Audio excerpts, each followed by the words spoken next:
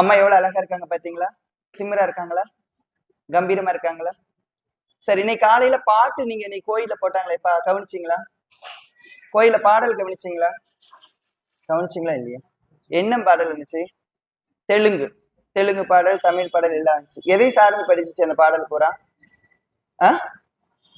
காளி, துர்கா, பவானி. அதுல எல்லாமே என்ன வந்துச்சு? ஜெய் பவானி, ஜெய் ஜெய் பவானி வந்துச்சு. ஆனா காளியும் துர்கா இது ரெண்டையும் சொல்லிட்டே இருந்தாங்க. நான் உங்களுக்கு அடிக்கொருக்கா சொல்லுவேன். அம்மா வந்துட்டு காளி, அம்மாள் துர்கா. நீங்க தனியா போய் நீங்க காளியம்மனை கும்பிடணுங்கிற அவசியம் இல்லை. நீங்க துர்க்கைக்கு போய் விளக்கு போடணுங்கிற அவசியம் இல்லை.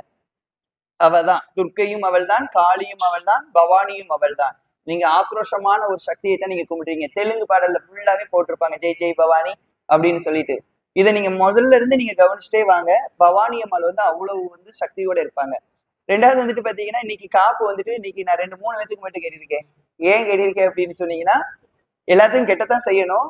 ஆனா நீங்க ரொம்ப முக்கியம். நீங்க எல்லாரும் ரொம்ப ரொம்ப முக்கியம். அம்மாவை இப்ப நீங்க வேண்டிட்டு இன்னையில இருந்து விரதம் இருக்கீங்கல்ல, விரதம் இருக்கும் போது நீங்க எல்லா வார்த்தையும் என்ன சொல்லணும்? ஜெய் ஜெய் மாதா, சந்தோஷி மாதா, ஜெய் ஜெய் துர்கா, பவானி துர்கா, ஜெய் ஜெய் மாதா, சந்தோஷி மாதா சொல்லிட்டே இருக்கணும். சொல்லுவீங்கல்ல? அம்மாவை நல்லா கும்பிட்டுக்கோங்க, விரதம் நல்லா இருங்க. எத்தனை மணிக்கு வரணும் நீங்க புதன்கிழமை காலையில? 8 மணிக்கு வந்தா போதும். காலையில இல்ல 8 மணிக்கு வாங்க, பால் குடத்தை பாப்பீங்க, இறக்குற பால் குடத்தை. காலையில 6 மணிக்கெல்லாம் இங்க இருந்து போய் பால் குடத்தை தூக்கிடுவாங்க. பால் குடம் 6 மணிக்கெல்லாம் இங்க இருந்து கிளம்பிடும். அப்பனா 5 மணில இருந்து பால் குடம் தூக்கிட்டு இருப்பாங்க. அதனால எல்லாருமே செவ்வாய்க்கிழமை நைட் வர முடிஞ்சா வந்துடுங்க. காலையில நீங்க சீக்கிரம் வரதா இருந்தா நீங்க காலையில சீக்கிரமா வந்துடுங்க. பால் குடம் ரொம்ப முக்கியமானது. பால் குடம் ரொம்ப முக்கியம். சித்திரை திருவிழா இது ரெண்டையுமே நீங்க ரொம்ப கவனமா வச்சுக்கோங்க. நீங்க 1000